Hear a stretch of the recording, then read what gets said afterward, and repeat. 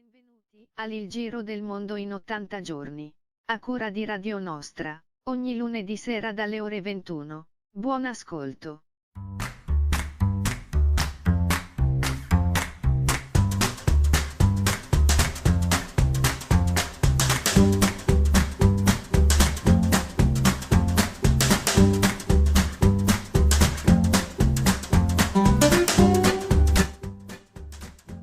Bene, eccoci qui, buonasera a tutti, quarta puntata del Giro del Mondo in 80 giorni, terza serie. Con me nella nostra mongolfiera di Radio Nostra c'è Rossella. Ciao Rossella. Buonasera Gianluigi, buonasera a tutti gli ascoltatori. Bene, oggi giriamo qua vicino, oggi stiamo più o meno nei pressi della nostra regione. Sì. Non ti sento Rossella, andiamo col primo brano, poi abbiamo già l'ospite in attesa, andiamo subito dopo con l'ospite. Esci tutte le sere Galileo.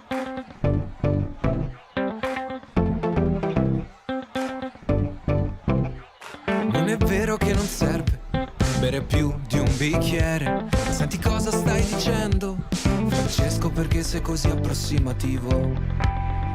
A volte appare e poi svanisce, come il neon di un'insegna, quando la strada non finisce, quando bevi e già ne voglia. Le ragazze belle guardano lontano e voltano il viso con un gesto naturale. Versano un altro, i baci sul collo, balliamo a tempo del batterista. 12 gradi in questa notte a San Lorenzo. 12 gradi in questa notte. Nel bel mezzo di un approccio ci ferma un mago africano che con i braccialetti in mano mi dice: cos'altro ti serve per essere felice? Cos'altro ti serve per essere felice? Un ubriaco fa un commento sul tuo bel culo, se la ride non gli importa perché è la verità. Le ragazze belle guardano lontano e voltano il viso con un gesto naturale. Versano un altro, i baci sul collo, balliamo a tempo del batterista. 12 gradi in questa notte a San Lorenzo. 12 gradi in questa notte. Le ragazze belle guardano lontano e voltano il viso con un gesto naturale. Mi stringi forte, i baci sul collo, balliamo a tempo del batterista. 12 gradi in questa notte a San Lorenzo. 12 gradi in questa notte a San Lorenzo. 12 gradi in questa notte a San Lorenzo. Francesco, per oggi abbiamo finito. Ci vediamo la prossima settimana alla stessa ora. Bene, ecco, grazie a Galileo. Passiamo subito alla nostra prima ospite. Con noi questa sera c'è Erika Baldin del Movimento 5 Stelle, consigliera regionale del Veneto. Ciao Erika. Buonasera a tutti e grazie dell'invito. Erika, Buonasera, benvenuta a bordo. a bordo della nostra mongolfiera. Consigliera o consigliere? Ma insomma, visto che la grammatica ha un senso, direi consigliera. Ecco, ecco, ho già sbagliato allora nella grafica, ci ho messo consigliere. Va bene, poi correggeremo. Ok, questa volta lasciamo. Allora, con Erika vogliamo parlare un po' di sanità e anche e di informazione regionale di quello che è successo che va avanti, da quanto abbiamo capito, da un bel po' nell'ULSS pedemontana, quella, la ULSS 7, no? Mi pare, quella governata da Bramezza, che all'epoca era nell'ULSS di San Donato. Queste due ULSS nuove, un po' aggiunte, no? Quasi sembra un po' strano che succeda. Sì, e beh, era una questione che avevamo già dibattuto con sì, l'approvazione della legge sull'azienda zero, in cui appunto si davano atto di 9 ULSS a livello Veneto, quando in realtà le province erano 7, sono ancora tuttora 7, e quindi non si è capito bene l'importanza di avere due ULSS praticamente aggiuntive nel territorio vicentino e una nel territorio veneziano con l'ULSS 4. Il direttore, sapete che dalla ULSS 4 poi è passato all'ULSS Vicentina, ci sono stati dei problemi per cui c'è la magistratura che ha aperto un fascicolo, che sta indagando, e da notizie di stampa sappiamo che una emittente, insomma il capo di questa emittente ha avuto un provvedimento a suo carico. Ecco, questa cosa succedeva? Succedeva che c'erano vari servizi, quasi uno al giorno, diceva il direttore dell'ULSS, quasi ogni giorno contro l'ULSS, l'ULSS 7, appunto, su mal lavoro, insomma, denigravano spesso questi articoli sul lavoro che faceva il dirigente dell'ULSS. E sembra quasi appunto una cosa fatta apposta, perché da quanto sembra si legge dagli articoli di giornali, appunto questo Yiannakopoulos, patron di Rete Veneta Antena 3, insomma non andava bene come lavorava il dirigente. Ma ecco, queste televisioni regionali, com'è il loro rapporto? Insomma, l'informazione regionale veneta è abbastanza, direi, autonoma, o è sempre un po' legata al fattore politico? Perché varie trasmissioni che si vedono sembrano un po' tutte ambientate con un ordine Beh, diretto. chiaramente ci sono diverse emittenti, abbiamo sia emittenti private che emittenti, insomma, che hanno dei finanziamenti pubblici, lo sappiamo benissimo. Detto questo, rimane fermo, a parer mio, un principio che deve essere assolutamente scolpito nella pietra, ovvero l'assoluta autonomia della politica e dell'amministrazione dalla stampa o dagli altri mezzi di informazione. Credo che qualsiasi interferenza come quella che si è registrata, si presume, insomma, ci sia stata, ancora non è detto l'ultima parola, perché finché non c'è una sentenza non vi può essere una condanna preventiva. Quindi aspettiamo di vedere le risultanze di questi processi in corso.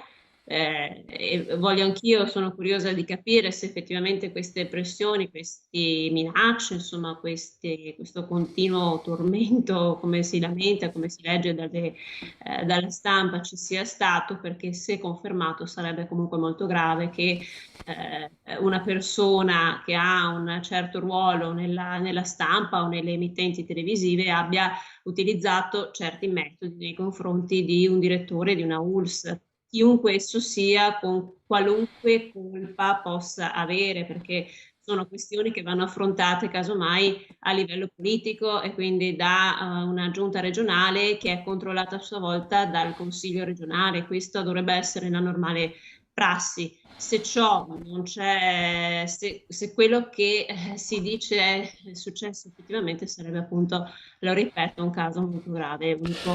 E sarebbe grave anche se, perché qui abbiamo il dottor Bramezza che ha scoperchiato un po' la pentola, cioè ha fatto la denuncia. E prima, succedeva anche prima, sarebbe interessante capire se, no, se... Credo che una volta che si parte con una denuncia, si possa magari a ritroso risalire a qualche altro fatto, però chiaramente nel momento in cui si apre un'indagine c'è un segreto.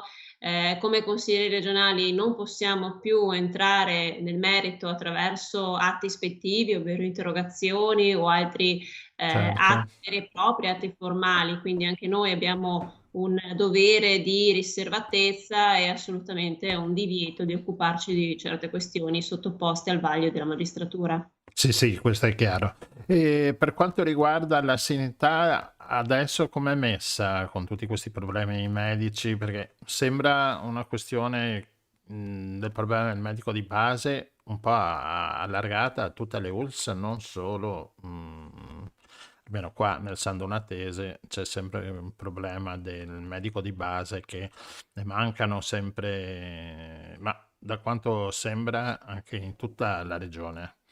Sì, purtroppo sono questioni che abbiamo rilevato a più riprese e un po' in tutti i territori, soprattutto magari quelli periferici dove si riscontrano carenze oggettive di personale sanitario e purtroppo soprattutto anche dei medici di medicina generale. Si calcola che nel prossimo futuro la situazione potrebbe peggiorare a dismisura, quindi bisognerà trovare un modo per fare appunto in modo che le persone abbiano a disposizione un medico di medicina generale. La cosa più sorprendente e devo dire anche preoccupante che ho letto tempo fa e alla quale non mi è stata data risposta in commissione perché avevo fatto una richiesta specifica su questo punto, è stata la notizia apparsa su uno dei maggiori organi di stampa di una clinica che sembrerebbe del tutto privata, che offre consulenza e anche, diciamo, prime cure come fossero Come fornite fosse un ospedale? un medico di medicina generale, quindi un medico di base, uno che ha un problema, non lo so, una medicazione da fare o piuttosto un'altra, misurare la pressione o un vaccino o altro, si rivolge a questa clinica privata che con un prezzo, dicono loro, modico, eroga questi servizi di base. Credo che la regione dovrebbe quantomeno far luce su questo tipo di vicenda, perché capite bene che se la cosa viene presa come una iniziativa del tutto normale e lecita, potrebbe avere delle grosse ripercussioni sul nostro sistema di base sanitario che è essenzialmente e deve rimanere pubblico. Non stiamo parlando di una sanità veneta privata. Noi vogliamo una sanità pubblica che deve rimanere pubblica, aperta a tutti, con carattere di universalità ed uguaglianza, senza distinzioni basate ad esempio anche sulla capacità reddituale delle persone. Quindi dal mio punto di vista, al di là di tutti i problemi di organico che sappiamo benissimo, forse sono irrisolvibili nel medio termine, perché chiaramente per formare un medico nuovo servono anni di studio e poi di esperienza, quindi non mi sto rivolgendo soltanto alla categoria dei medici, ma anche di tutto il personale, chiaramente infermieri, OS, quant'altro, medici specializzati poi che sono ancora più difficili da trovare. Detto questo, dobbiamo pensare a trovare un modo per far rinnamorare il personale della sanità pubblica, perché vedete bene il problema di oggi è che il personale pubblico scappa dalla sanità pubblica perché il privato offre condizioni migliori dal punto di vista lavorativo e assolutamente dal punto di vista economico. Se parlate con un giovane medico, la sua ambizione non è quella di andare in un ospedale pubblico, ma in una clinica privata. Ma in effetti il discorso degli incentivi anche nelle località, no, un po' difficili da raggiungere, che sono sempre un po' ostiche sia per chi ci lavora, per il medico, che preferisce ovviamente una zona più tranquilla, più semplice. E ecco, in regione mancano questi incentivi, no? Perché se la regione dà degli incentivi in più al medico che si sposta o in montagna o in laguna dalle nostre parti, insomma, forse viene più... Allora, bisogna dire la verità, ad esempio l'ULSS 1, quella Dolomiti, per capirci, Bellunese, zona di alta montagna, mette a disposizione addirittura vitto e alloggio gratuito per i medici, quindi credo che questa sia una grande risorsa messa a disposizione, ma pur tuttavia personale che voglia andare lì se ne trova poco, ecco, c'è da dire questo. Il motivo proprio è alla base, è proprio il fatto che non c'è quella ragione per essere diciamo una sanità attrattiva nel pubblico, perché si fanno più turni, si lavora anche qualche ora in più, ci sono più responsabilità da prendersi, perché chiaramente quando si ha un intervento molto importante da fare si preferisce andare nell'ospedale pubblico rispetto alla clinica privata, succede molto spesso così, e quindi tutto è una catena. Il personale scappa, delle RSA non ne parliamo perché lì effettivamente non rimane più nessuno, poi con la situazione del Covid tutto si è aggravato e rischiamo veramente di trovarci nell'imminente futuro senza personale in numero adeguato e senza medici di base. Lo abbiamo visto ad esempio nella zona di Castello a Venezia, noi che magari siamo più vicini all'area veneziana, lo abbiamo visto, abbiamo notato insomma, che si sono creati dei comitati, delle associazioni di cittadini residenti nella zona di Castello che hanno fatto delle manifestazioni in piazza per richiedere un loro diritto, nulla in più di ciò che è previsto dalla Costituzione, e solo con la manifestazione hanno ottenuto che un altro medico di base arrivasse qualche ora nella zona di Castello.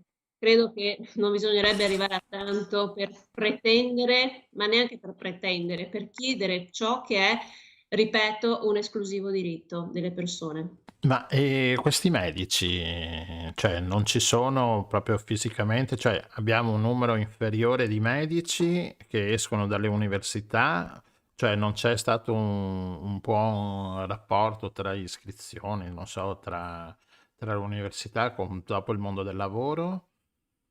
Ma io credo una cosa, le esigenze della popolazione sono cambiate, abbiamo una popolazione che invecchia e quindi richiede più assistenza e più cure, abbiamo sbagliato programmazione totalmente. Sicuramente il numero chiuso ha aumentato le questioni difficoltose, però anche dall'altro lato la Regione del Veneto non ha, diciamo, dato importanza alle borse di specializzazione, ad esempio, perché capite bene che se anche togliamo il numero chiuso, ma non viene data la conseguenziale borsa di studio, ce ne facciamo poco anche dell'abolizione del numero chiuso. Quindi deve esserci una assoluta messa in pari di tutte quelle che possono essere le politiche affinché sia a livello nazionale sia a livello regionale si vada verso la direzione corretta, quello dell'investimento in sanità. Noi sappiamo che negli ultimi almeno 15 anni c'è stato un disinvestimento nella salute pubblica, questo lo si riscontra benissimo, lo possiamo fare tutti dalle schede ospedaliere ultime, in cui sono stati tagliati i posti letto nel pubblico e sono stati aumentati i posti letto nel privato convenzionato, accreditato,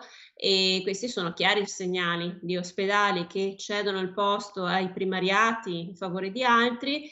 Tutto viene accentrato verso l'hub provinciale, che per il nostro caso è quello di Mestre, all'Angelo, che, apro una parentesi, ci è costato un bel po' di soldini legati alla presenza del project financing, e gli ospedali minori, come può essere ad esempio Jesolo, vengono depauperati di servizi, di personale, e non si sa poi a quale altra sorte siano destinati.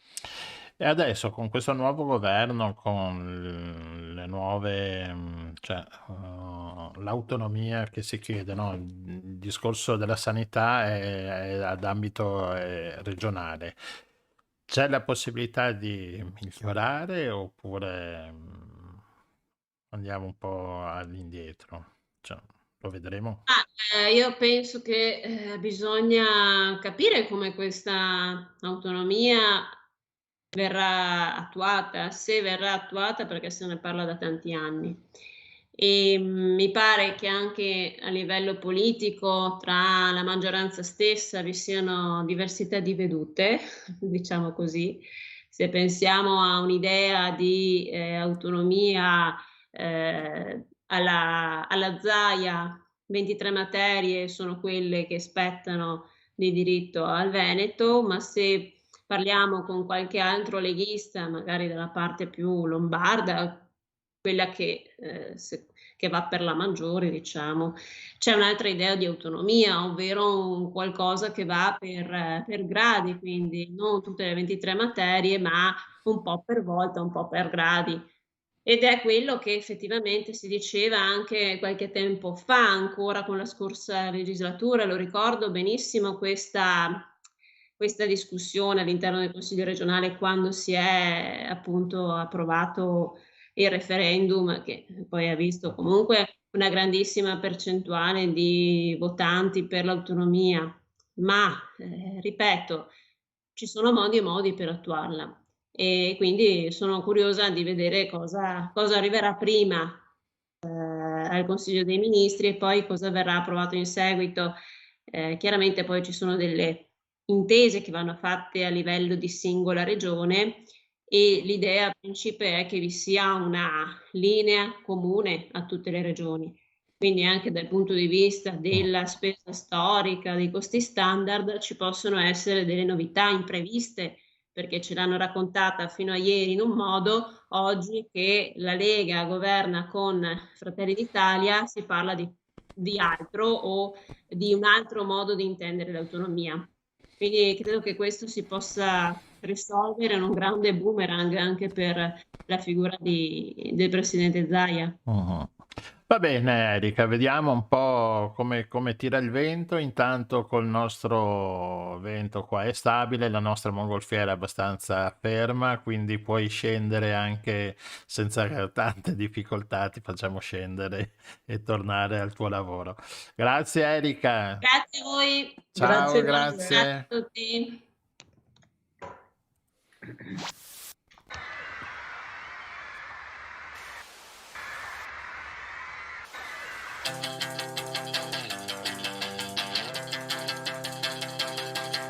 Paese mio che stai sulla collina, disteso come un vecchio addormentato.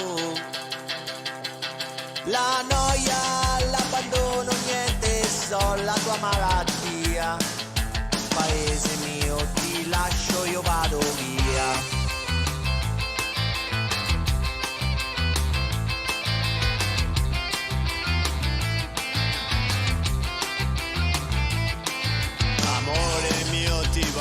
Sulla bocca, che fu la fonte del mio primo amore. Ti do l'appuntamento come quando non lo so, ma so soltanto che ritornerò. Che sarà, che sarà, che sarà.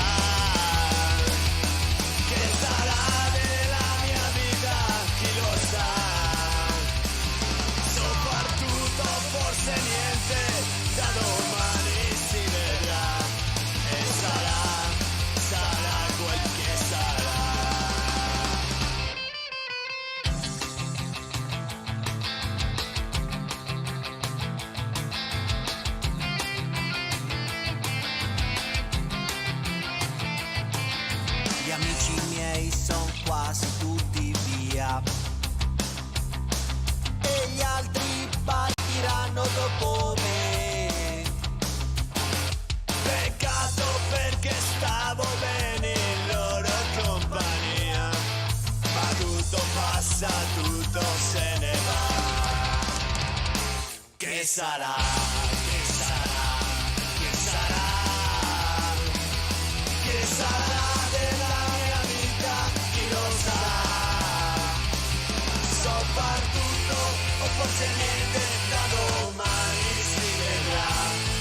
E sarà, sarà quel che sarà.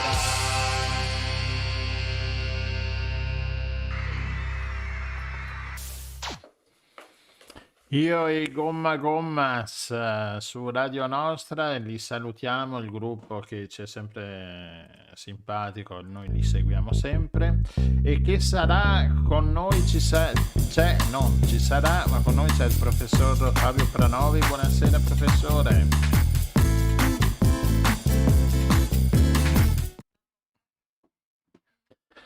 Allora, che sarà con questo clima, professore?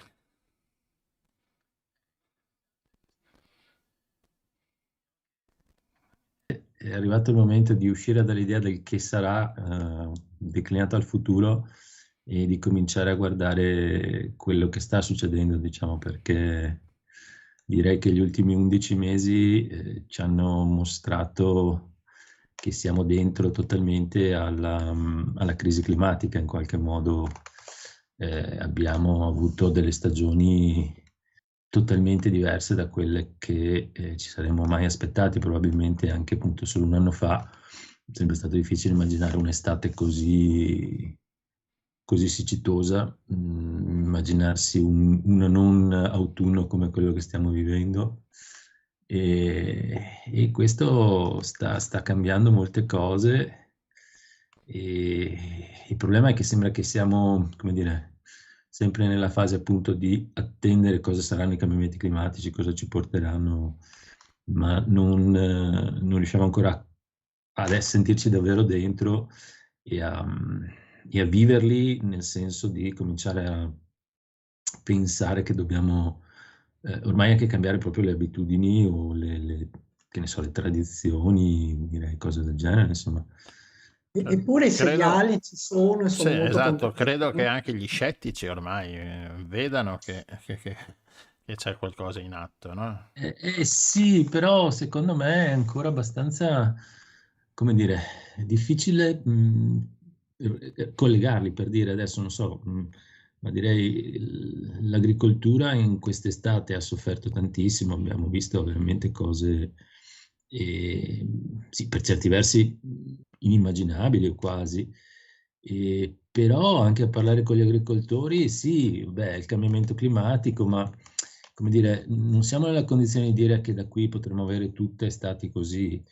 Siamo ancora nell'ottica di dire, beh, vabbè, questa è stata eccezionale, ma poi cambieranno le cose o torneremo indietro, oppure avremo, che ne so, la possibilità di, che non so, irrighiamo di più, per dire, no?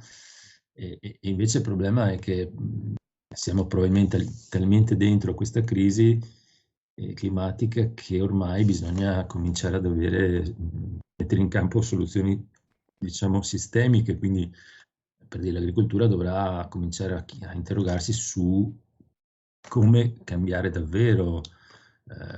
Sono ormai, come dire, passate le specie che abbiamo utilizzato fino ad oggi, che ne so, il mais e la soia prevalentemente, che quest'anno sono state un vero e proprio disastro per alcuni aspetti, insomma il 50% in meno della resa e in alcune zone è veramente devastante, no? Come anche mettere in discussione i metodi di agricoltura, perché appunto l'agricoltura tradizionale, convenzionale, ha sofferto in maniera pesantissima, insomma, appunto, cioè basata su fertilizzazione e irrigazione, e le due cose per certi versi si sono dimostrate totalmente incapaci, diciamo così, di fornire un supporto adeguato in un contesto di questo tipo, ecco. Di converso alcune, ne abbiamo appunto un esempio, che abbiamo fatto dei lavori seguendo delle attività di agricoltura invece di tipo conservativo, quindi diciamo non biologico, ma che cominciano a introdurre delle variazioni, diciamo recuperando poi tradizioni tipo i sovesci, tipo appunto mantenere sempre il suolo coperto, non trattandolo, non arandolo, eccetera, e queste cose sono dimostrate essere molto competitive rispetto appunto al convenzionale nelle condizioni di stress, quindi paradossalmente in alcuni casi si è prodotto più mais in questo modo che non appunto nel modo convenzionale, quando in condizioni normali il convenzionale fa almeno un terzo di più di queste pratiche, no? Però ecco, anche lì è difficile che passi l'idea che bisogna cominciare davvero a pensarci, e a pensarci per domani, non cosa faremo fra 10 anni, insomma, no? Ecco, cioè gli operatori fanno fatica ad adattarsi all'idea Sì, sì. che ci vogliono dei cambiamenti. Per esempio, c'è ancora il pallino anche nei giardini così, no? Di non avere le foglie secche per terra, di non avere no? Di Sì. avere tutto pulito, tutto, e sta terra nuda, però non va bene, no? Beh no, infatti è uno degli aspetti appunto delle prove che abbiamo fatto noi è esattamente quello, cioè mantenere sempre il terreno coperto da vegetazione, no? Perché questo aiuta a mantenere l'umidità, ad esempio. E quindi sì, c'è questa pratica dove ci immaginiamo, ormai la terra viene vista come dire, come una superficie qualsiasi, no? Che non è viva, e che quindi dobbiamo mantenere pulita come, che ne so, la strada piuttosto che Il pavimento, sì. E questo però ci dà la misura appunto di quanto ci siamo allontanati dal contesto, diciamo, ambientale, dal capire il nostro ambiente, no? Non siamo più in grado di leggere segnali, segni, e ci siamo appunto dimenticati che apparteniamo al mondo naturale come tutte le altre specie, sempre il solito discorso, ma un po' così. E ci sono anche dei cambiamenti che possono riguardare alcune coltivazioni più adatte a un clima che effettivamente in alcune aree è quasi, non dico desertico, ma insomma, a sud Sì, abbiamo sì, visto. sicuramente, nel senso che appunto anche lì bisognerebbe cominciare a guardare e a capire cosa possiamo recuperare, ad esempio, da, non so, 50 anni fa. Insomma, ad esempio, una delle cose che si possono immaginare è intanto appunto reintrodurre le rotazioni delle culture, no? Per cui non avere sempre le 2 o 3 cose, ma cominciare a ruotare un po'. Ad esempio, una cultura che è stata dimenticata, di cui però c'era una grossissima tradizione in Italia, era la canapa, no?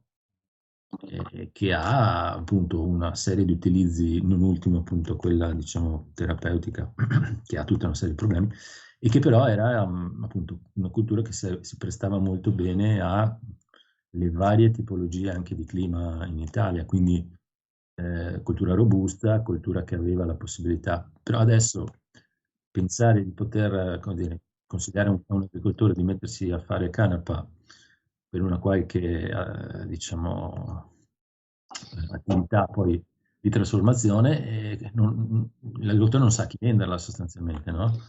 Perché si è persa anche proprio la filiera dopo. Esattamente, ci sono un paio di consorzi in Italia che cercano di recuperarli, però appunto il processo è lento e poi l'agricoltore deve fare sempre fare i conti con il fine anno di sopravvivere, insomma, no? Quindi, e quindi sì, c'è tutto questo meccanismo assolutamente paradossale per certi versi. L'agricoltura ormai è veramente in un contesto che poi è simile a quello della pesca anche per certi versi, cioè dipende dai sussidi in pratica e ormai appunto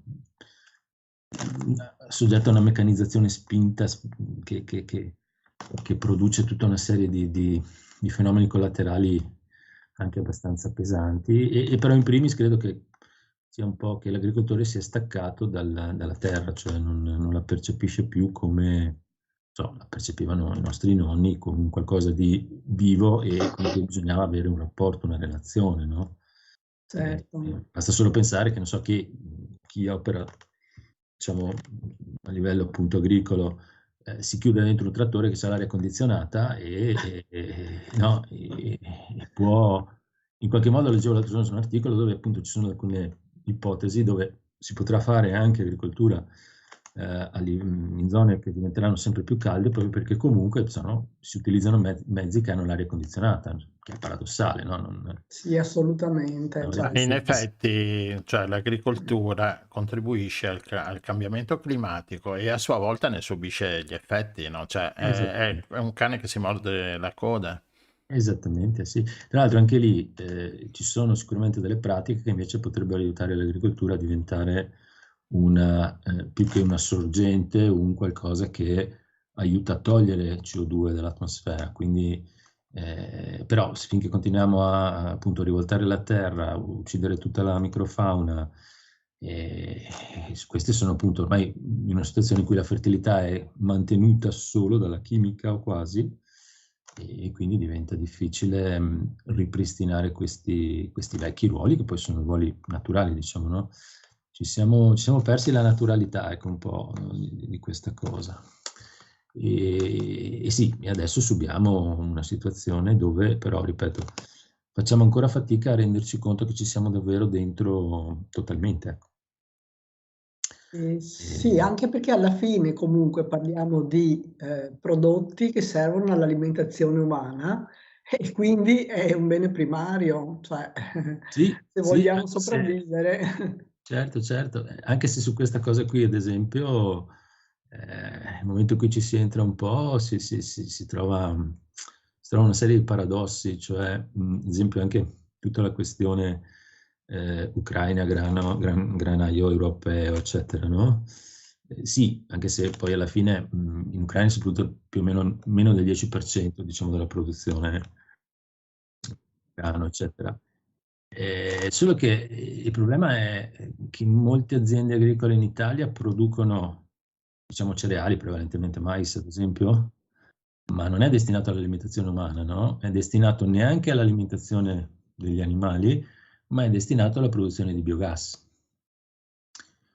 E quindi abbiamo situazioni in cui ci sono aziende agricole che coltivano per produrre biogas.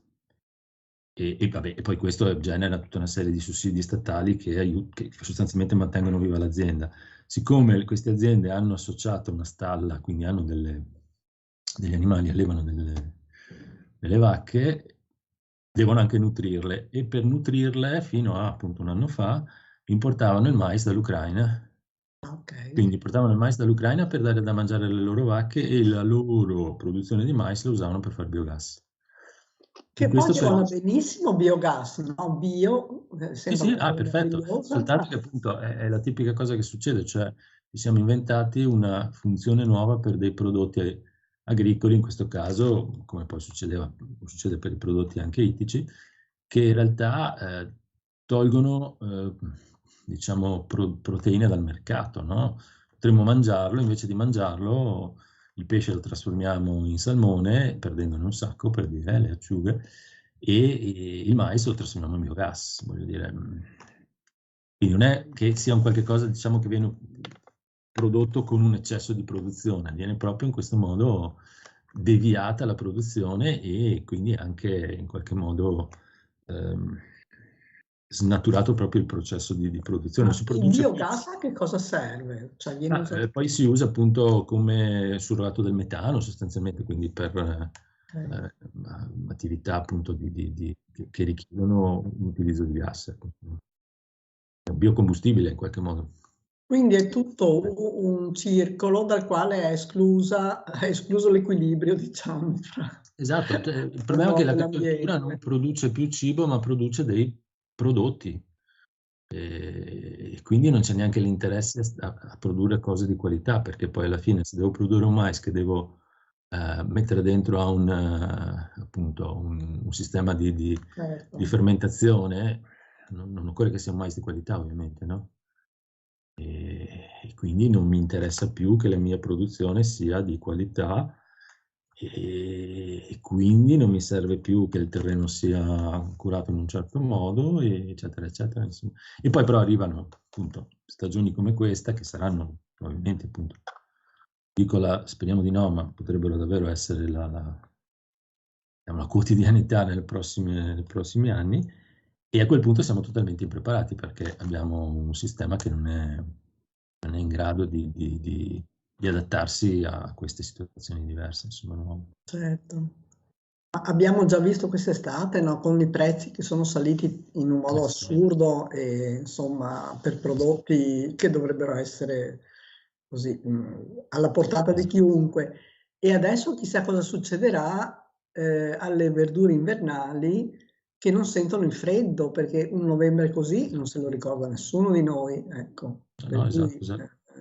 Infatti adesso c'è tutto il problema delle culture, quelle vernine, che hanno bisogno del freddo, quindi tutti i cereali dal frumento all'orzo, che hanno bisogno appunto, di una stagione fredda adesso, avrebbero bisogno di bloccarsi un po' nella crescita. E d'altra parte, appunto, le piante stanno perdendo le foglie, ma sono praticamente foglie verdi. Sì.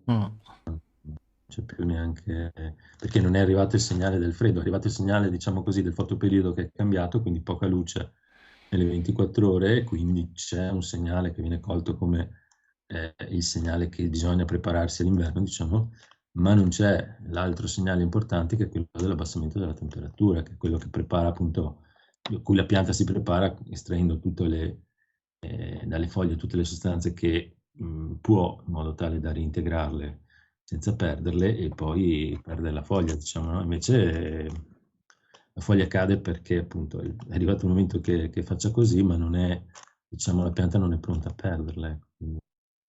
E quindi i Certo. problemi che può avere la pianta, visto che non si Questo prepara...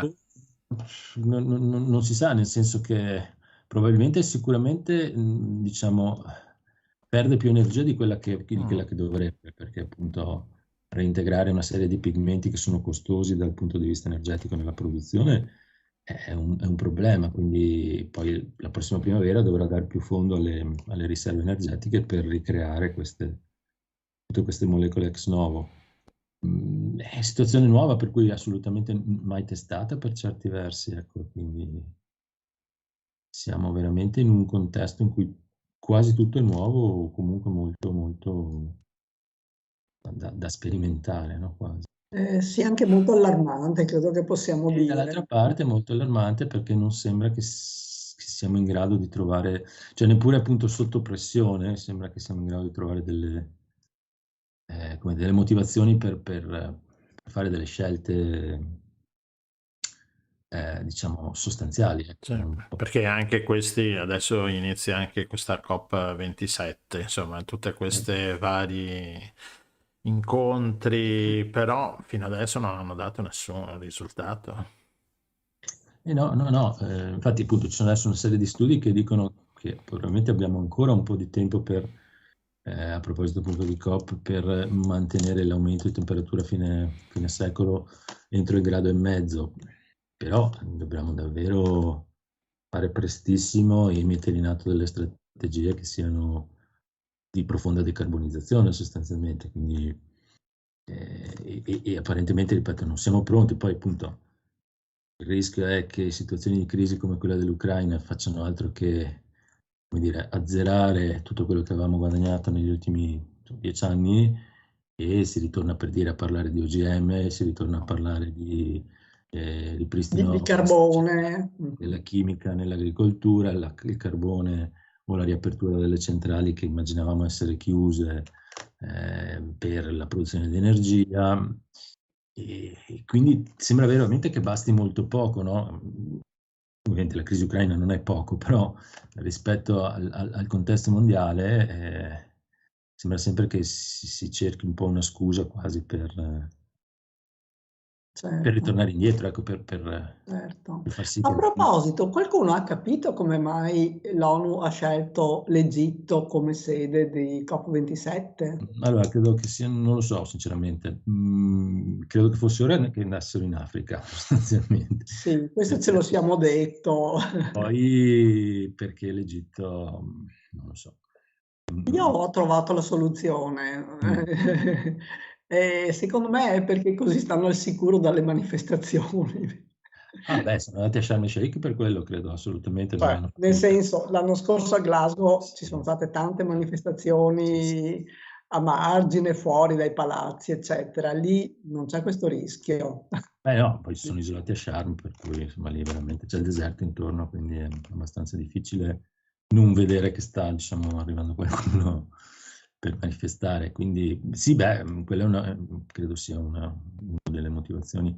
Nel senso, ci sono anche dei paesi democratici, un po' più democratici, diciamo anche in Africa, insomma, no? Che si potrebbe... Sì, beh, poi l'evento comunque è un evento che, come dire, richiede un livello di organizzazione che probabilmente non tutti si sentono in questo momento di affrontare, anche in termini di strutture e di impegno.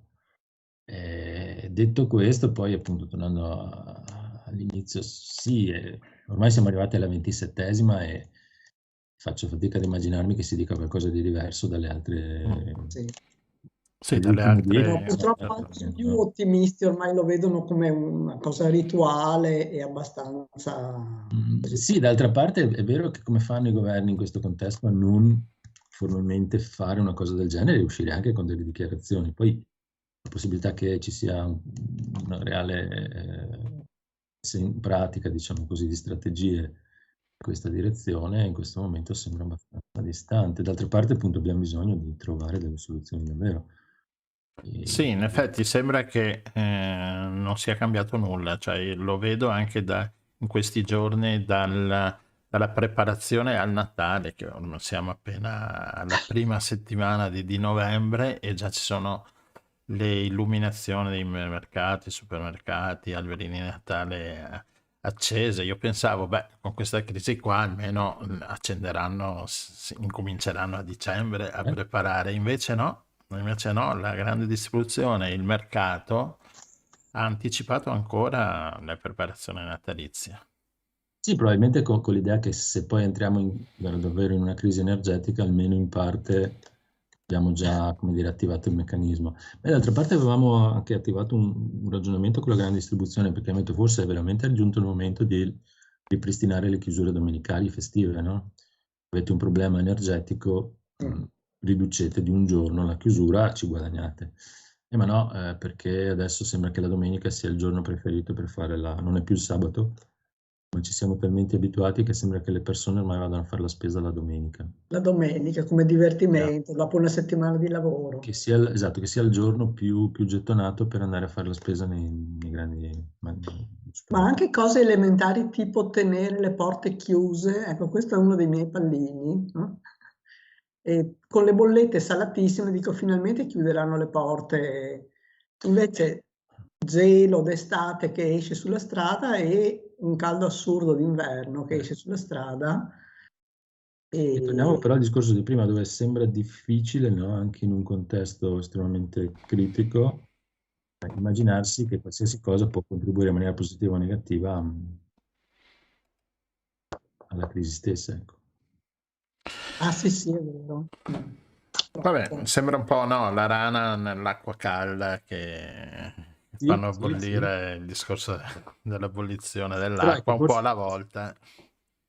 La soluzione a questo punto davvero è probabilmente anche quella di muovere dal basso, quindi fare tutta una serie di fare il possibile, ma auto-organizzandosi in maniera appunto dal basso e poi cercando di fare in modo che questo stimoli anche decisioni. Perché... No, ma scelte individuali, insomma, noi ne conosciamo molte persone che stanno facendo scelte individuali così di attenzione su tanti versanti.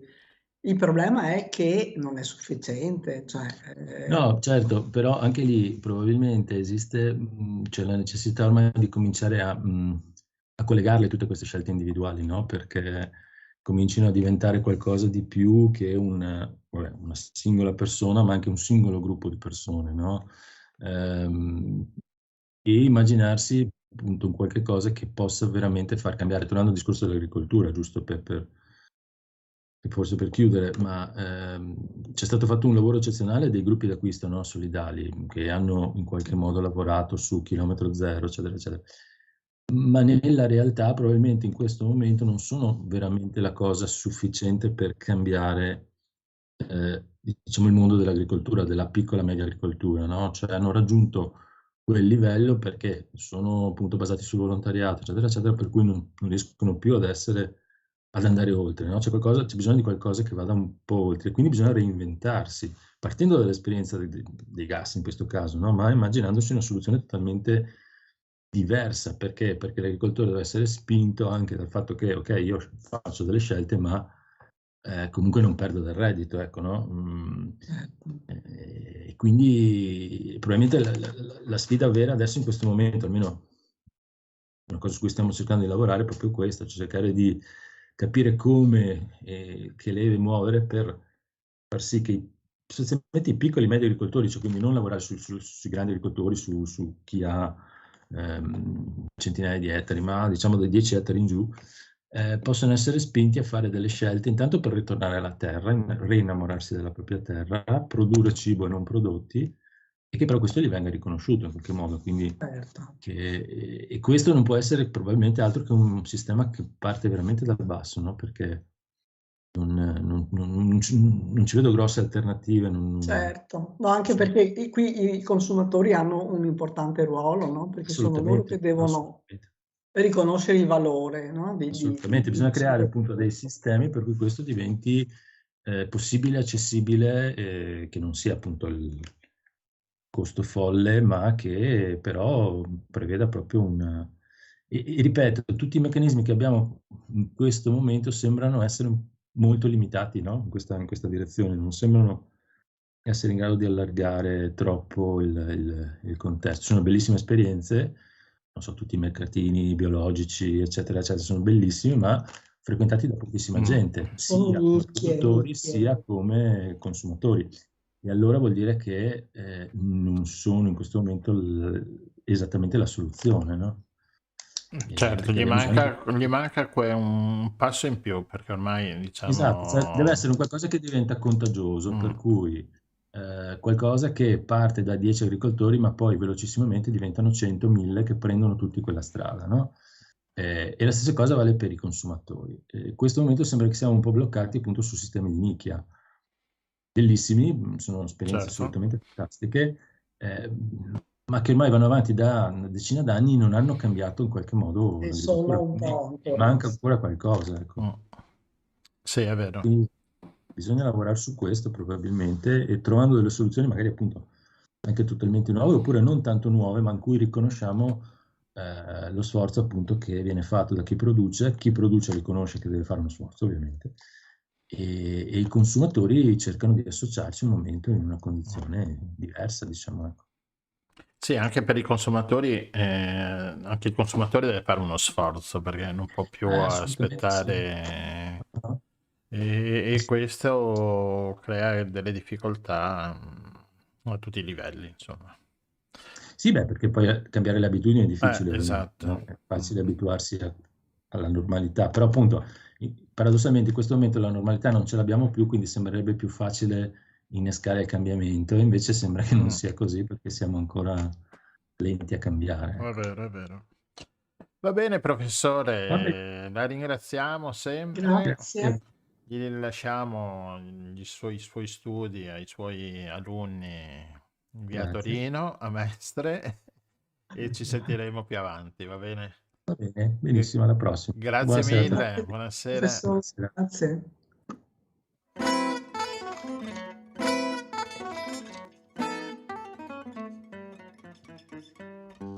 First you say you do, and then you don't, and then you say you will, and then you won't.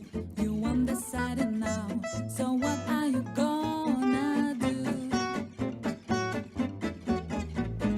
Now you want to play, and then it's no. And when you say you stay, that's when you go. You're undecided now, so what are you gonna do? I've been sitting on a fence, and it doesn't make much sense, cause you keep me in suspense, and you know it. Then you promise to return, when you don't I really burn. Well, I guess I'll never learn, and I show it. If you got a heart, and if you're kind, then don't keep us apart, make up your mind. You're undecided now, so what are you gonna do?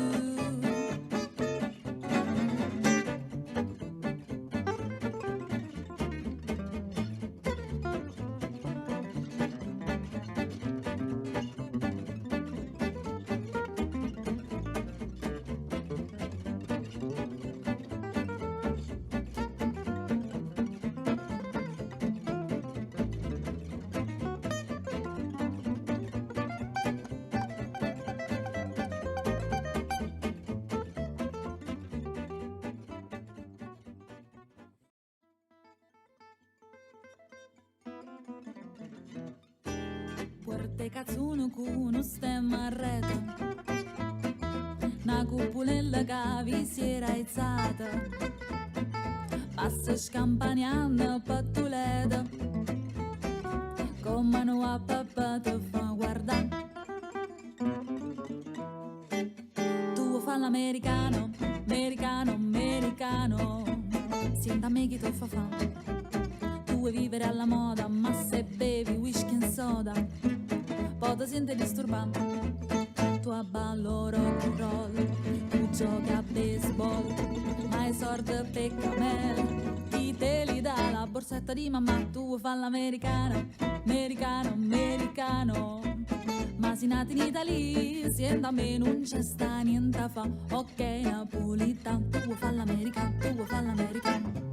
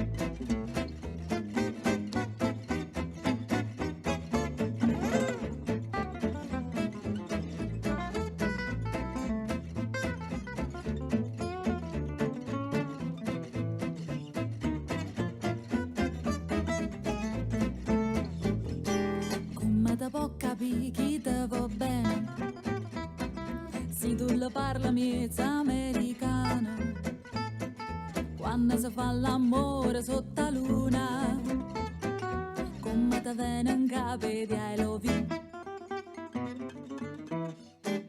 Tu vuoi fa l'americano, americano, americano. Senta me chi tu fa. Tu vuoi vivere alla moda, ma se bevi whisky and soda, poi ti senti disturbante. Tu abballo rock and roll, tu giochi a baseball, ma i soldi per camel, chi te li dà la borsetta di mamma? Tu fa l'americano, americano, americano. Ma si nati in Italia, siendo a me non c'è sta niente a fa. Ok, napolitano, tu fa l'americano, tu fa l'americano. Whisky and soda e rock and roll, whisky and soda e rock and roll, whisky and soda e rock and roll, whisky and soda e rock and roll, whisky and soda e rock and roll. Whisky and soda e rock and roll. Con noi sulla nostra mongolfiera abbiamo Fulvia Lopez. Buonasera, ciao Fulvia. Buonasera, buonasera a tutti. Buonasera, benvenuta a bordo. Grazie. Allora abbiamo chiamato Fulvia perché, come sempre nel nostro programma, c'è anche la parte, il suo angolino musicale, e con Fulvia è una cantante, ha un gruppetto swing, jazz swing. Raccontaci un attimino chi sei, il tuo gruppo, cosa fa, dove siete. Sì, allora noi siamo a Padova e dintorni, e siamo molto appassionati di jazz, di swing, e quindi abbiamo messo in piedi questo progetto che si chiama The Swinging Peppers, quindi peperoncini swing. E con questo progetto spaziamo un po' tra gli standard americani anni 30-40. E in particolare siamo molto affezionati al repertorio del chitarrista Django Reinhardt, e quindi abbiamo attinto ai suoi brani, che per lo più sono strumentali, però noi abbiamo ripreso le parti, diciamo, anche cantate, quindi ispirandoci alle grandi cantanti di jazz, la Fitzgerald, Sarah Vaughan e tante altre. E poi mescoliamo anche con lo swing italiano, quindi i nostri grandi artisti come Paolo Conte, come Renato Carosone appunto, e Buscaglione, e poi attingiamo un po' anche allo swing internazionale, quindi anche brani di ampio respiro come La Vie en Rose di Edith Piaf, ecco, insomma, quindi ci piace un po' spaziare nel mondo dello swing e non solo. Beh, hai nominato una serie di mostri sacri. Sì. E quindi poi questi autori comunque sono la vostra ispirazione, ma poi avete una vostra produzione originale o fate cover? Allora, al momento ci stiamo concentrando più sulla nostra reinterpretazione di questi appunto grandi mostri sacri, ecco.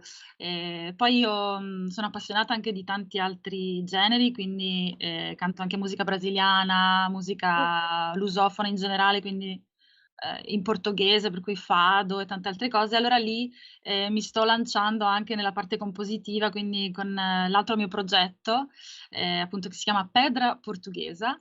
E allora lì mi sto anche un po' dedicando alla composizione, che è una delle mie grandi passioni, obiettivi anche del futuro, non troppo futuro, più prossimo, ecco. Bello, complimenti. Grazie. Bene, suonate in vari posti, insomma, adesso che si è ripreso dopo il Covid, no, finalmente si può suonare quasi tranquillamente dappertutto, no? Sì, sì, sì, per fortuna, insomma, è stato un periodo per tutti molto difficile, però, insomma, c'è tanta voglia anche di riprendere, quindi, per fortuna, eventi musicali, artistici in genere per fortuna, hanno ripreso, insomma, e quindi sì, è una cosa bella perché comunque la musica, l'arte ci dà la possibilità di condividere momenti, emozioni, e quindi c'era credo tanto bisogno da questo punto di vista, per cui sì, abbiamo ripreso, ecco. Bene, Quindi suonate nei locali Sì, sì, esatto. e partecipate anche appunto a iniziative, non so, come possono esserci delle rassegne, delle... Sì, sì, sì, esatto.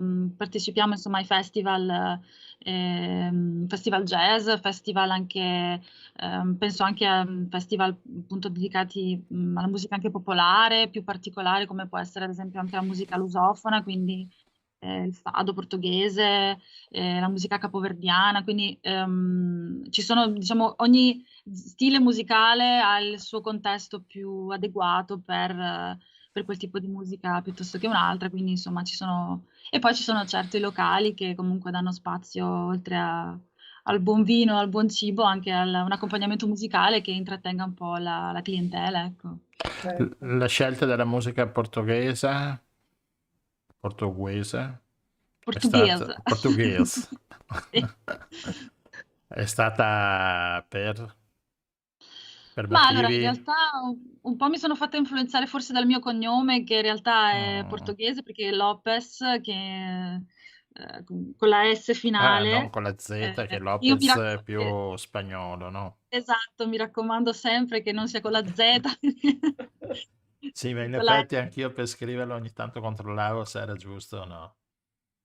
Sì, sì, ma capisco. E con la S sì, sarebbe più appunto portoghese, e quindi un po' quello. Poi appunto anche le mie origini, perché sono veneta acquisita, ma in realtà appunto sono originaria del sud Italia, e le musiche anche un po' latine, ecco, diciamo così, questo nome un po' generico, però in qualche modo mi hanno sempre affascinato, e quindi in qualche modo ho riconosciuto in una musica come quella, per esempio il fado portoghese si accomuna molto alla musica napoletana, per cui è stato un aggancio per me molto facile. E poi amo, diciamo, la lingua portoghese da cantare, da sentir parlare, ecco, quindi... È bellissima, sì, sì, è bellissima, sì. Va bene, Fulvia, noi ti ringraziamo per questo, per questo incontro anche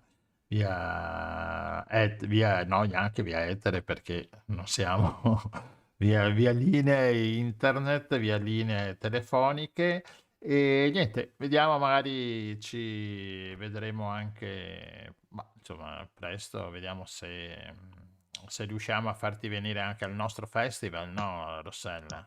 Al Litorale Jazz Jazz Festival, che ha già avuto 2 esatto. edizioni clamorose, e veramente con una bellissima presenza anche molto di giovani, molto bravi, e anche così che hanno presentato anche interpretazioni abbastanza diverse, no? Sì, sì, esatto. Poi restiamo Sempre anche della grande nell'ambito, famiglia, insomma, no? Del swing e del jazz, però sì, quindi visto che sei anche vicina, motivo in più. Volentieri, volentieri. Va bene, grazie, in bocca al lupo, grazie a te, insomma ci sentiamo. Va buono? Grazie a Bene. voi per Ciao, l'ospitalità. ciao, Serata. grazie, ciao.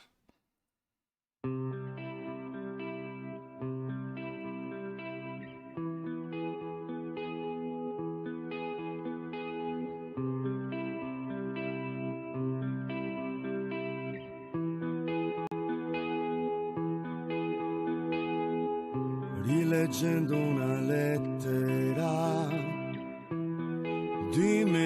dimenticata, messaggio distinto, dettata dal cuore.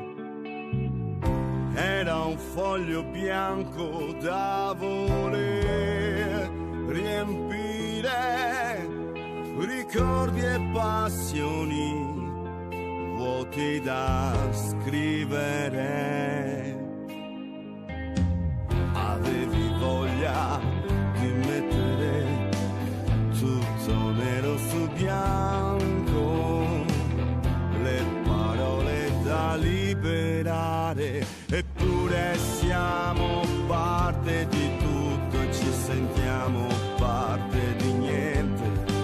Ci nascondiamo davanti al presente, il futuro non ci cercherà, eppure basta guardare il cielo, vedere oltre l'orizzonte.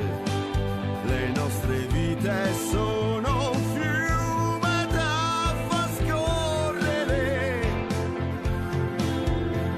le storie si raccontano fino alla fine, lasciando che viaggino dentro l'anima,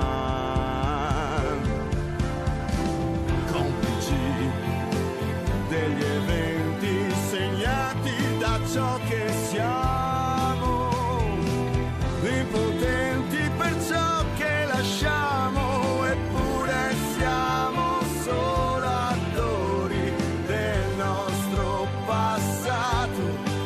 La nostra vita è uno spettacolo, eppure non ci son certezze, solo opportunità, sono come calamite che si attraggono. Siamo noi che decidiamo la nostra felicità, di emozioni noi viviamo. Rileggendo una lettera scritta con il cuore, messaggio d'impeto per chi vuole amare.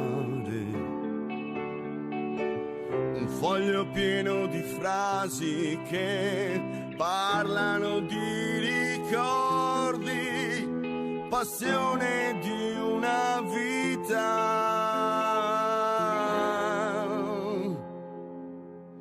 da vivere.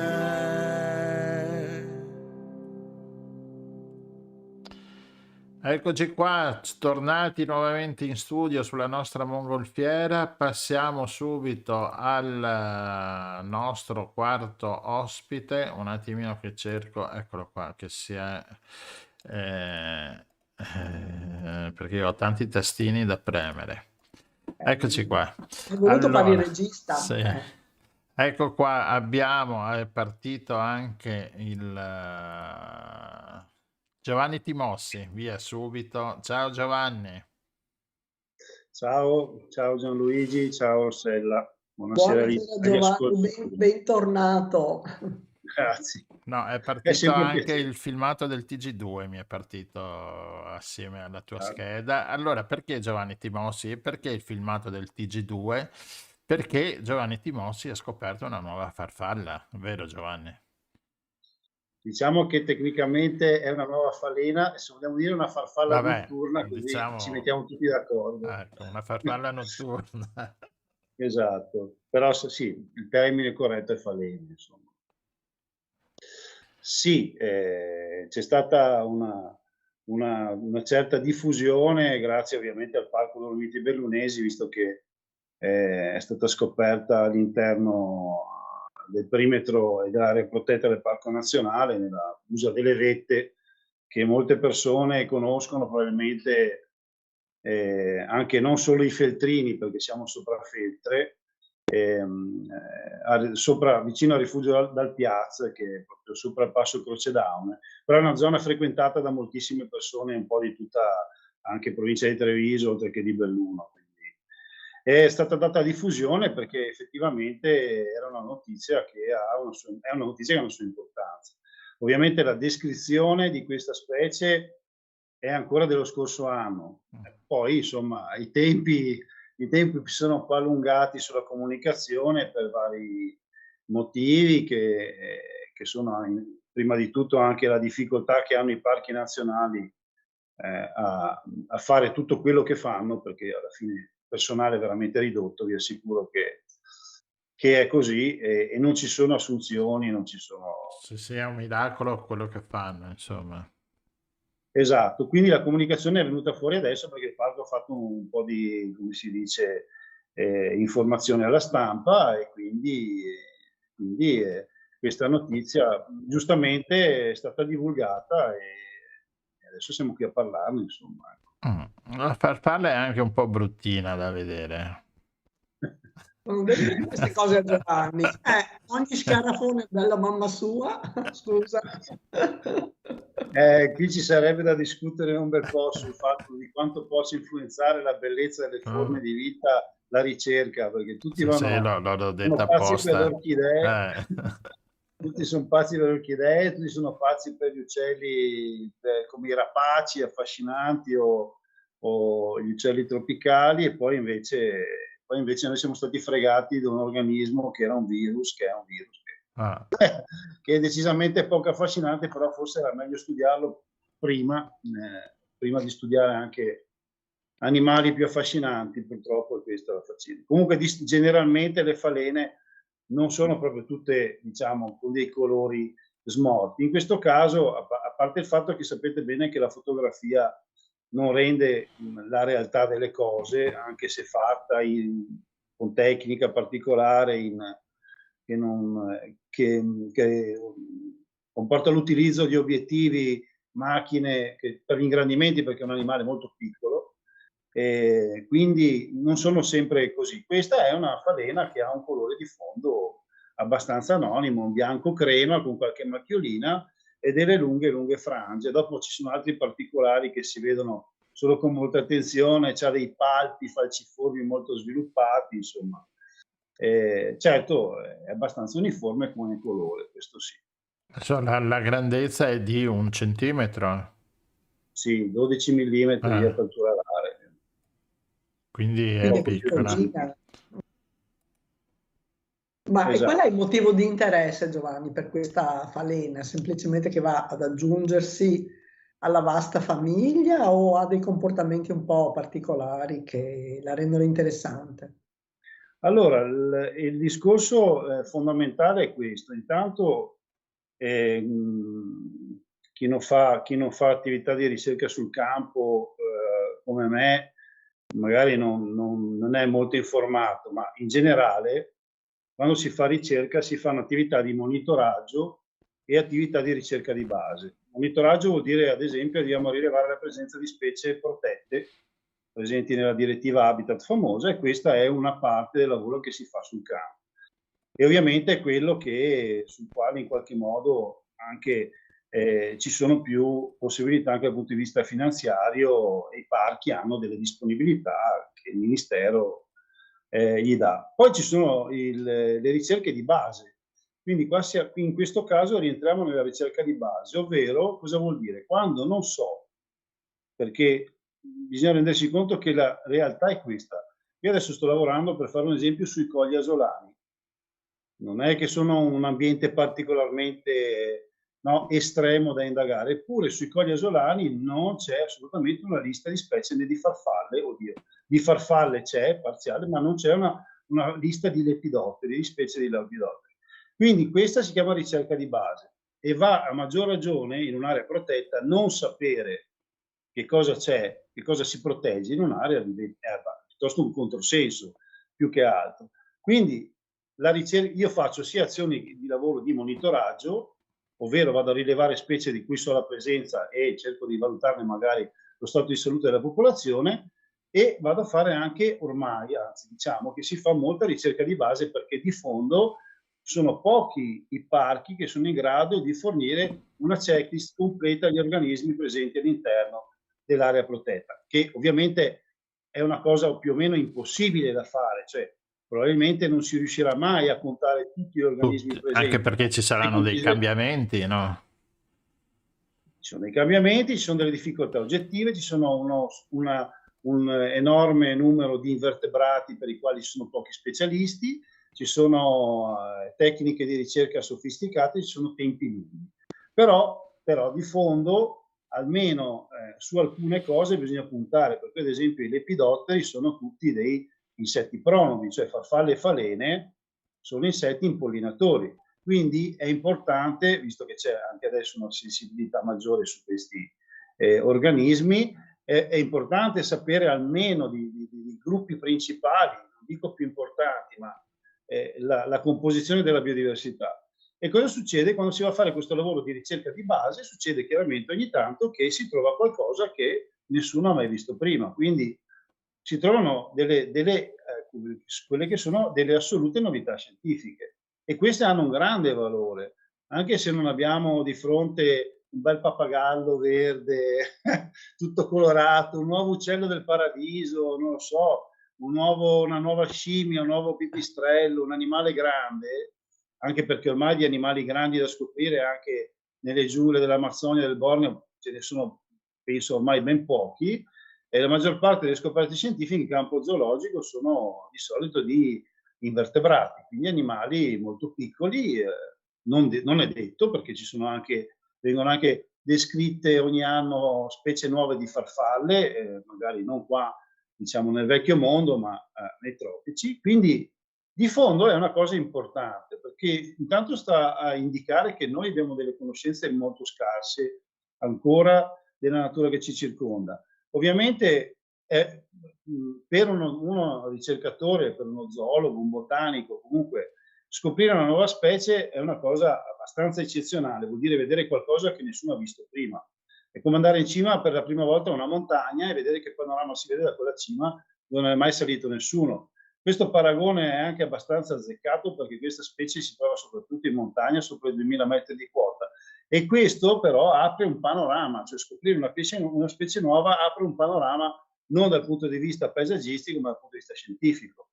E quindi ha la sua importanza, ed è giusto che gli venga dato il suo valore, che venga divulgata questa cosa. Molto spesso i miei colleghi entomologi pubblicano solo su riviste scientifiche, che poi è quello che si fa. Dopo magari vi racconto quello che è l'iter di descrizione di una specie su una rivista scientifica in 2 parole, perché è un aspetto molto tecnico. Però dopo bisogna fare divulgazione, perché chiaramente avere una specie endemica che vive esclusivamente in questa zona particolare contribuisce diciamo, anche a legare o a interessare le persone del luogo a quel luogo, e anche a cercare quindi di proteggerlo e conservarlo come ci è arrivato, insomma.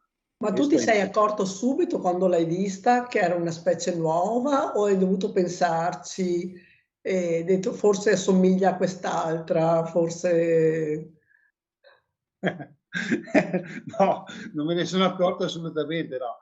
Io vi ho mandato qualche fotografia, ma principalmente se guardate anche quel filmato che è passato sulla Rai, ogni tanto c'è qualche immagine di quella che è la vita notturna che nessuno si aspetterebbe 2000 metri di quota di notte, quando si lavora in attrazione delle falene con delle luci a alta proiezione di ultravioletti. Ecco, in realtà non te ne accorgi perché sono molto piccoli e tutto il lavoro di studio è fatto in laboratorio. Quindi quando l'ho presa la prima volta non avevo assolutamente la percezione.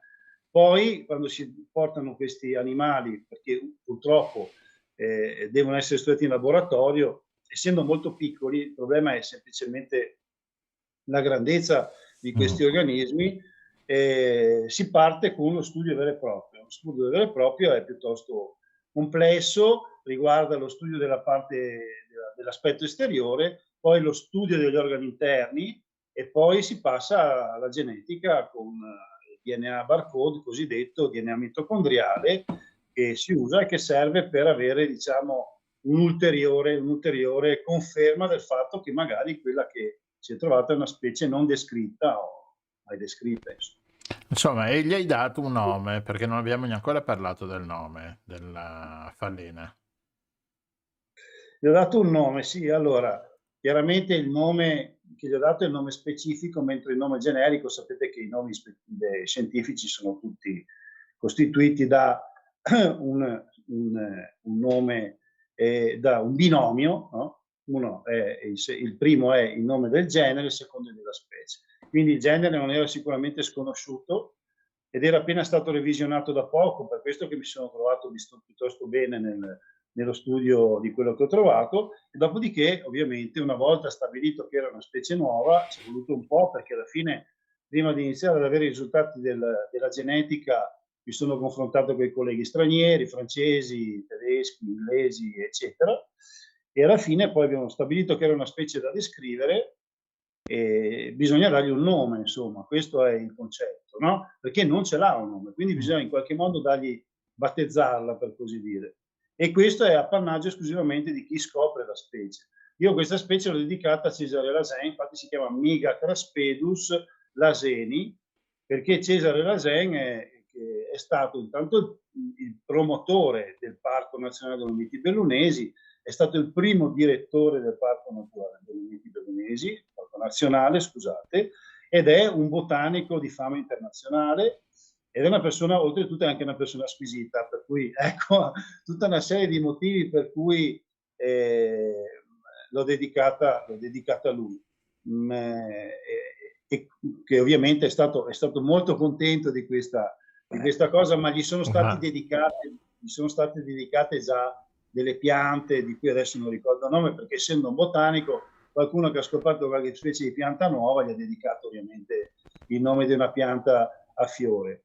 Però è una persona che è molto veramente di un altissimo valore scientifico, insomma, ha fatto dei lavori veramente eccezionali e a livello regionale soprattutto.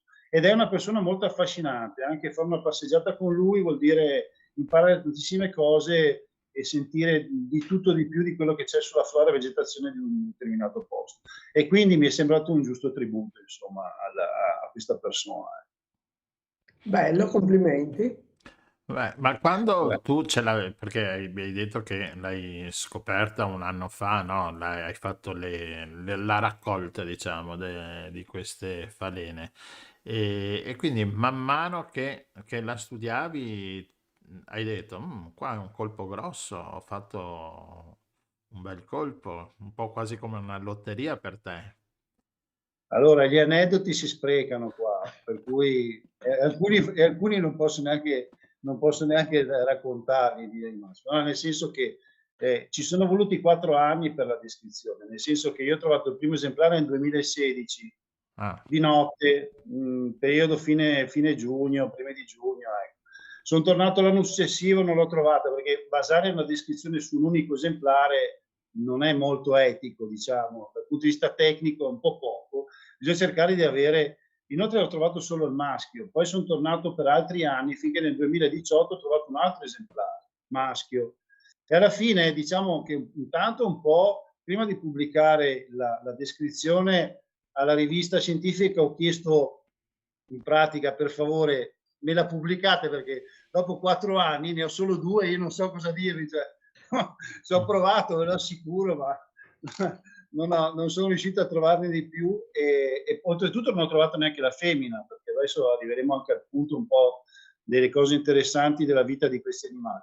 Quindi c'è questo aneddoto. Poi tra l'altro appena l'ho trovata, quando mi sono messo in contatto con i colleghi specialisti c'era già una diatriba partita, è una specie nuova, no, non lo è, sì lo è, no, non lo è, guarda che è quella del Montebaldo, ma no, guarda che è diversa, e tutte queste cose che sembrano un po' così, adesso le racconto in maniera abbastanza... Sì, ma che continuavano, che andavano avanti per mesi e Esatto. mesi, suppongo, no? Esatto, sono andate avanti, dopo alla fine ho trovato il secondo esemplare, fatta finalmente, perché del primo esemplare non sono riuscito a fare la traccia di genetica perché è fallito il DNA barcode, per cui già lì quando l'ho mandata a barcodare, per così dire, tanto per parlare in termini non troppo tecnici, quando mi è tornato indietro il referto con 0 praticamente di risposta, ho detto ma porca miseria, già ci ho messo, ho fatto fatica per cercare di capire che cos'è e neanche mi arriva il risultato del DNA barcode. Dopo ho trovato un altro esemplare, per fortuna il DNA barcode è stato risolto,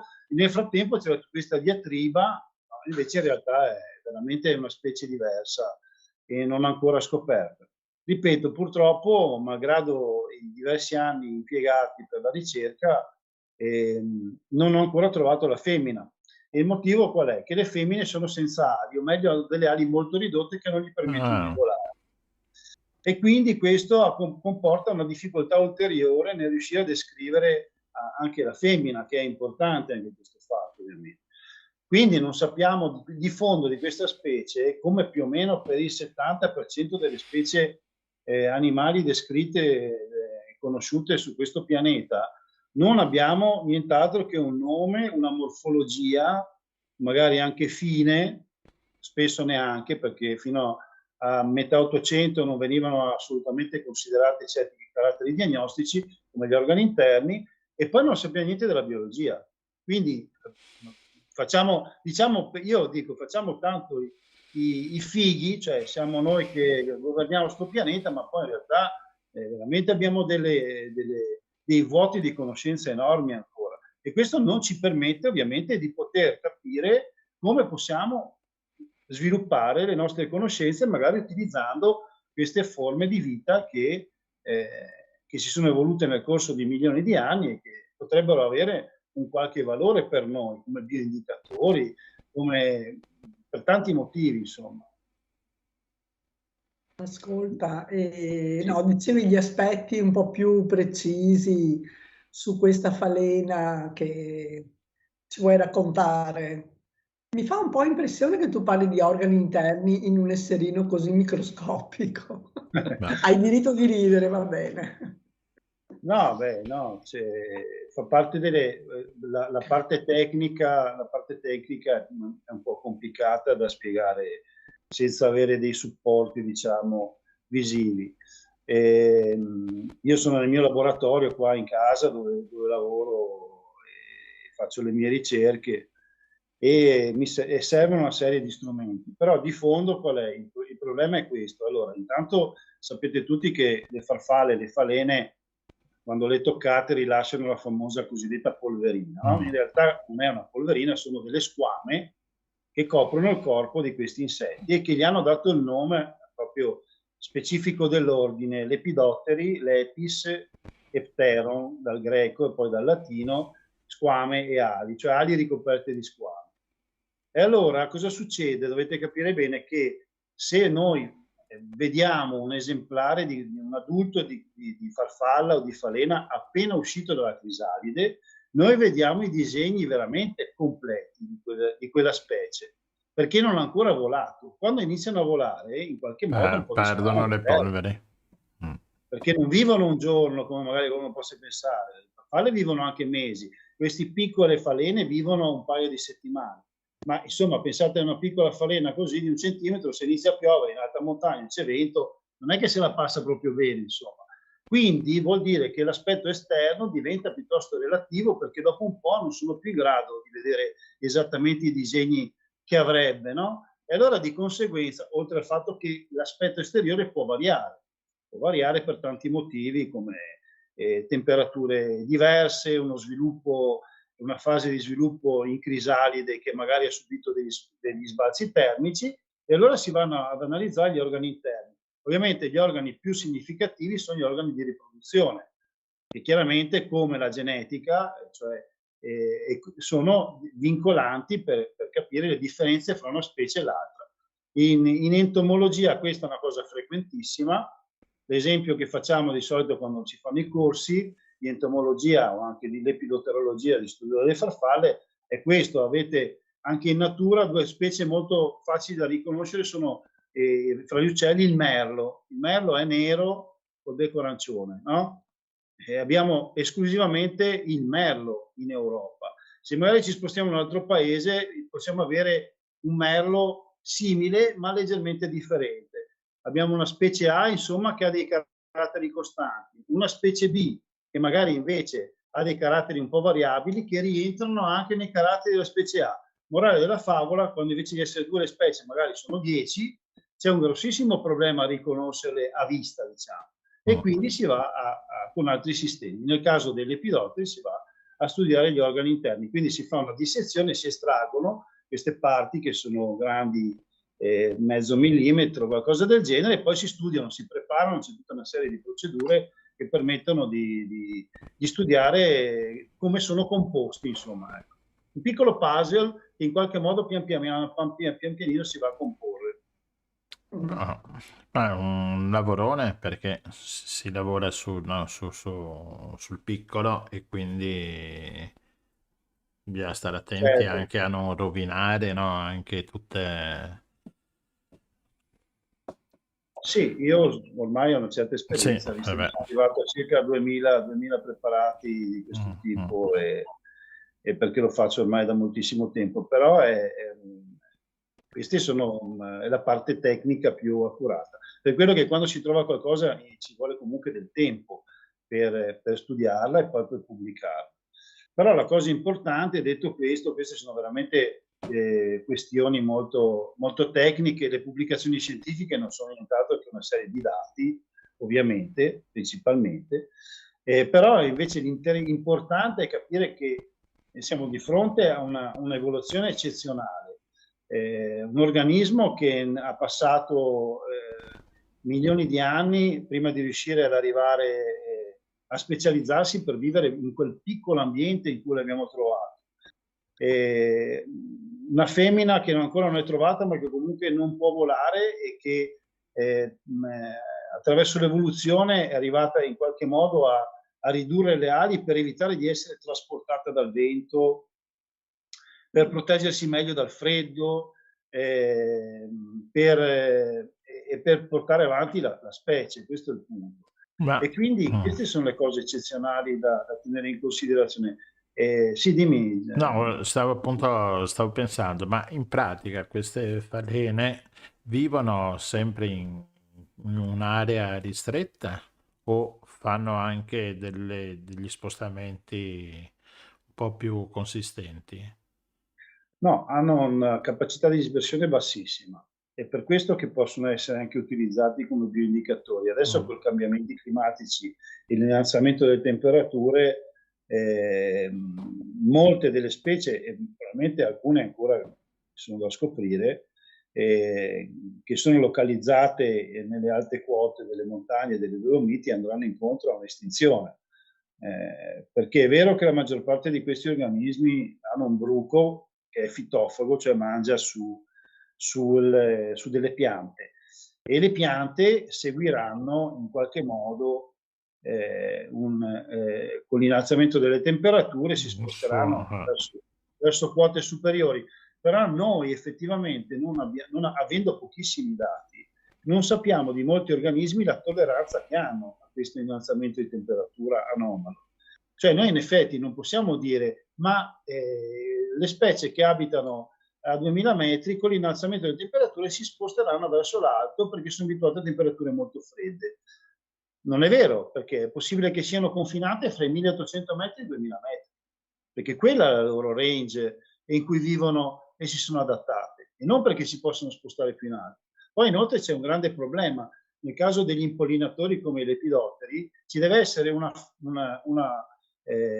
completa, diciamo, sincronia fra la fuoriuscita dell'adulto dalla crisalide e la presenza dei fiori. Sì. Perché se non ci sono i fiori non si possono alimentare questi animali, e quindi non si possono poi in qualche modo riprodurre. Insomma, tutte queste domande però a cui effettivamente noi, se siamo arrivati al 2022, anzi io adesso ve lo dico, ma ho già scoperto un'altra specie quest'anno, per cui cioè, ne ho già un'altra pubblicata e ne ho un'altra in pubblicazione entro fine anno e ne ho un'altra ancora che devo descrivere perché ci vado dietro non da 4 ma da 6 anni e non trovo i reperti. Cioè noi abbiamo veramente delle conoscenze piuttosto effimere e però queste conoscenze effimere non sono positive perché in questa fase proprio di sviluppo e di cambiamenti climatici di cui a quanto pare avete parlato anche stasera, siamo in una zona proprio in cui, di confine, in cui questi cambiamenti climatici vengono amplificati gli effetti sugli organismi animali. Quindi è una cosa abbastanza triste il fatto che ancora non abbiamo le conoscenze complete e stiamo parlando di fauna di superficie, cioè non di fauna che magari si è per qualche motivo rifugiata in una grotta in alta montagna ed è rimasta lì da tempi immemorabili perché ha trovato un ambiente in cui si è adattata. Parliamo di fauna di superficie, così come ci sono i fiori in superficie. E una parte di queste piccole falene purtroppo non si alimenta sui fiori, non ha un apparato boccale che è in grado di suggere il nettare, ma il bruco si nutre spesso di licheni o di muschi e di conseguenza sono ancora più sensibili a questo effetto che adesso purtroppo abbiamo creato noi, questo improvviso innalzamento della temperatura. E quindi ci perderemo, se non ci diamo da fare, ci perderemo veramente le specie prima ancora di scoprirle. Questo è un dato di fatto. Caspita, sì, brutto questo. Ascolta Giovanni, a proposito di cambiamento di temperature, ma le farfalle d'inverno di solito, poi perché hanno una vita breve, no?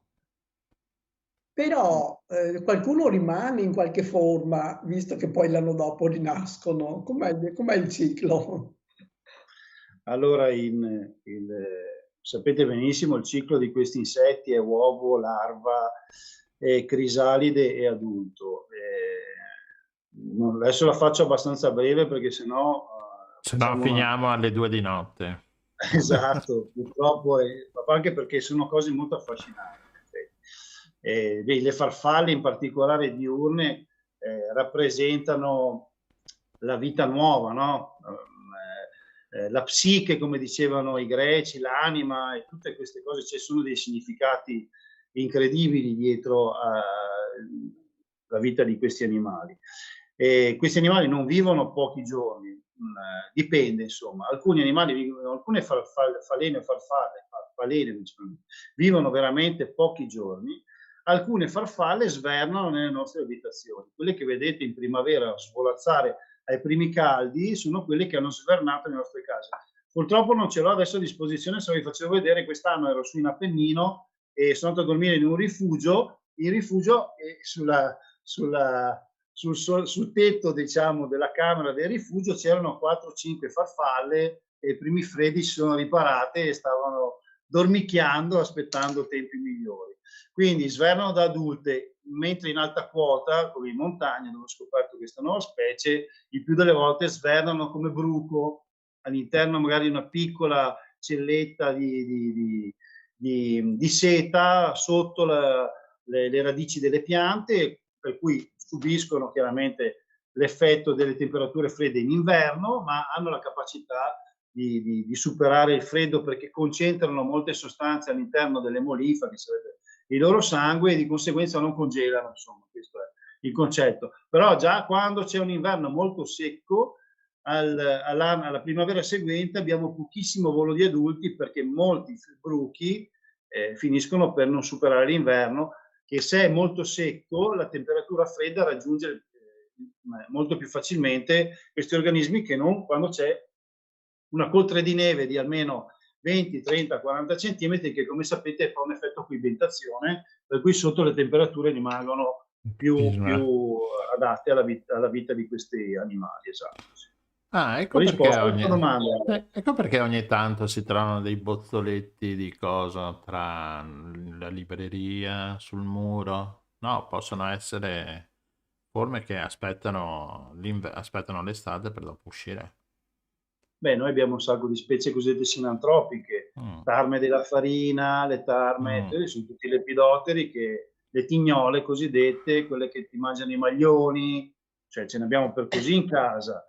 Le farfalle invece sfruttano il fatto che noi abbiamo degli ambienti sempre caldi e quindi vengono a rifugiarsi nelle nostre abitazioni. Poi non sono in grado di riprodursi, sono già riprodotte e quando svolacciano in primavera lo fanno semplicemente perché sono ancora in grado di farlo e poi moriranno mentre verranno fuori in primavera le nuove generazioni delle uova che hanno deposto l'anno prima, insomma. Beh, interessante tutta sta cosa qua. No, più che altro perché non ci pensi mai a questi piccoli animaletti. E io domani vado a controllare meglio con una lente. Ho una pianta di citronella molto rigogliosa e una specie di merletto. Tutte le foglie sono bucherellate in un modo elegantissimo e lì c'è qualcuno che sta facendo riserve. Mandami la foto se trovi qualcosa, poi ti dico se ci riesco che cos'è. E così se c'è una nuova specie gli dai il tuo nome.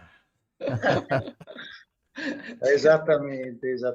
No, invece in realtà c'è da ricordare una cosa molto importante, che sono veramente fondamentali come le api, come i bombi per l'impollinazione, perché noi consideriamo poi solo l'impollinazione delle piante utili per la nostra alimentazione, sì, ma tutte le piante da fiore selvatiche hanno bisogno di impollinazione, certo. Quindi i lepidotteri di fondo hanno tutti quanti un apparato lambente succhiante che serve per suggere il nettare dei fiori e chiaramente quando vanno sui fiori poi in qualche modo trasportano il polline. Non sono efficaci come gli imenotteri, cioè come le api, gli apoidei, che sono proprio, poi lo raccolgono pure il polline, per cui ecco, però sono fondamentali e non sappiamo l'importanza che hanno le falene nell'impollinazione, perché guardate che il rapporto è questo: ci sono in Italia 289 specie di farfalle diurne e ci sono più o meno 5.000 specie di falene, quindi chi è più importante per l'impollinazione? Ma siccome che le falene viaggiano di notte e se noi le vogliamo studiare, dovremmo studiarle con gli infrarossi per capire cosa fanno, perché appena accendiamo una luce le distraiamo, no, dalla loro attività perché vengono ancora attirate dall'ultravioletto e non sappiamo effettivamente che compito hanno. Però in realtà è come dire, non ho mai visto uno scarabeo che mi dicono che mangia le chiocciole, mangiare una chiocciola e quindi non è vero che mangia le chiocciole, no, perché se ha un apparato adatto ad avere quel tipo di alimentazione, quella è la sua alimentazione. Quindi tutti i lepidotteri, tranne poche eccezioni, sono nettariferi, per cui sono sempre esclusivamente sui fiori, anche di notte. Bene. Va bene. Queste falene cominciano a esserci molto simpatiche. Sì. Va bene Giovanni, grazie per questo. Grazie mille, ci hai raccontato un sacco di cose molto interessanti. E ci guarderemo intorno con un occhio un po' più curioso, un po' più aperto. Grazie a voi, grazie agli ascoltatori e alla prossima scoperta ve la comunico in anteprima. Perfetto. Benissimo, grazie mille. Ciao Giovanni. Ciao. È mezzanotte meno un quarto e vaffanculo a me. È mezzanotte meno un quarto e vaffanculo a te. Mi vesto come viene, ho le giornate piene, la notte poi mi prende a male, non so mai il perché. La luce è spenta, il frigo è vuoto e tu sei andata via, dalle lenzuola, dalla rabbia e dalla vita mia. Ci sono stato bene, ci sono stato male, non sono stato mai davvero come tu mi vuoi. Che cosa c'entra il sesso? Non era tutto per me. A volte ho fatto bene, a volte ho fatto male, non sono stato mai all'altezza degli umori tuoi. E mezzanotte meno un quarto e vaffanculo a te, che sei diversa dalle altre, che voli per davvero, che corri come un treno, che fai la guerra con te stessa per resistere. E mezzanotte meno un quarto e vaffanculo a te, che tutto è meno importante, che guardi verso il cielo, che esprimi un desiderio, che non ti basta essere viva per esistere. E mezzanotte meno un quarto e me ne vado via, dalle notizie tutte uguali e dall'ipocrisia, dalle persone buone, dalle persone care, dalle espressioni tutte uguali tipo il cinema. E tutto gira adesso e mi sta bene perché a volte ho fatto bene, a volte ho fatto male, ma ho sempre fatto tutto quanto come pare a me. E mezzanotte meno un quarto e vaffanculo a te, che sei diversa dalle altre, che voli per davvero, che corri come un treno, che fai la guerra con te stessa per resistere. E mezzanotte meno un quarto e vaffanculo a te, che tutto è meno importante, che guardi verso il cielo, che esprimi un desiderio, che non ti basta essere viva per esistere, che metti un punto importante. E te lo voglio dire, mi piaci da morire, quando ti accorgi che ti guardo e lo sai solo te.